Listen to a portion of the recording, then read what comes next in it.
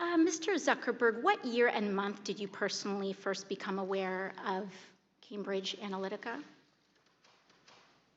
I'm not sure of the exact time, but it was probably around the time when it became public. I think it was around March of 2018. I could be wrong, though. Mm-hmm.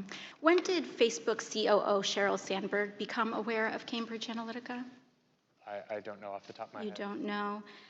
Did anyone on your leadership team know about Cambridge Analytica prior to the initial report by The Guardian on December 11th, 2015?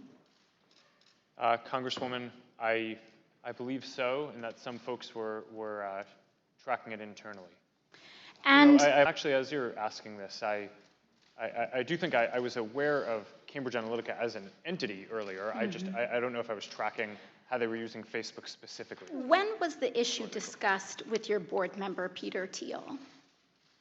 Congresswoman, I don't know that off the You don't know. This was the largest data scandal with respect to your company that had catastrophic impacts on the 2016 election. You don't know? Well, Congresswoman, I'm sure we discussed it after we were aware of what happened. Okay. You announced recently that the official policy of Facebook now allows politicians to pay to spread disinformation in 2020 elections and in the future. So I just want to know how far I can push this in the next year.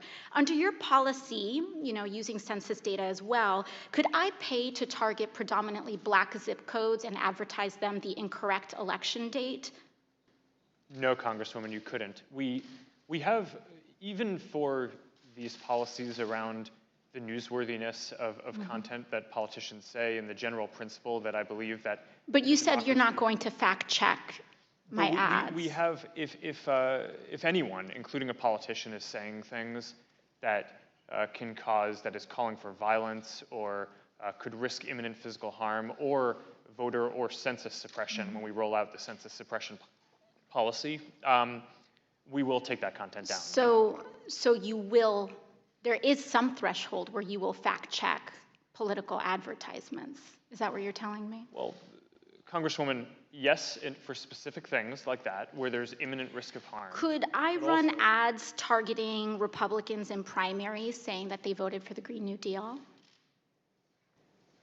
Sorry, can you repeat that?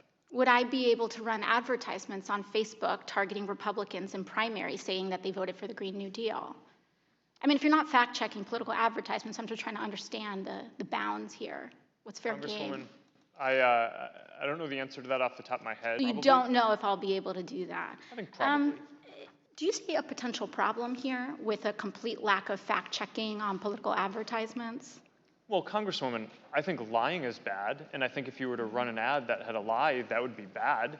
That's different from it being, in our position, the right thing to do to prevent your constituents or people in an election from seeing that you had lied. So you won't take down lies, or you will take down lies? I think it's just a pretty simple yes or no. Congresswoman, I'm not talking about spin. I'm talking about actual yes, in most cases, in a democracy, okay. I believe that people should be able to see for themselves what politicians that they may or may not vote for so are you saying, won't take judge them their down. Character for themselves. So you won't take. You may flag that it's wrong, but you won't take it down. Congresswoman, it depends on the context that it shows up. Organic post. Ads, right. One more question. In your ongoing dinner parties with far-right figures, some of who advance the conspiracy theory that white supremacy is a hoax, did you discuss so-called social media bias against conservatives, and do you believe there is a bias? Congresswoman, so I don't remember everything that was in the question. That's all right. I'll move on. Can you explain why you've named the Daily Caller, a publication well-documented with ties to white supremacists, as an official fact checker for Facebook? Congresswoman, sure. We actually don't appoint the independent fact checkers. They go through an independent organization called the Independent Fact Checking Network that has a rigorous standard for who they allow to serve as a fact checker. So you would say that white supremacist tied publications meet a rigorous standard for fact checking? Thank you. Congresswoman, I would say that we're not the one assessing that standard. The International Fact-Checking Network is the one who is setting that standard.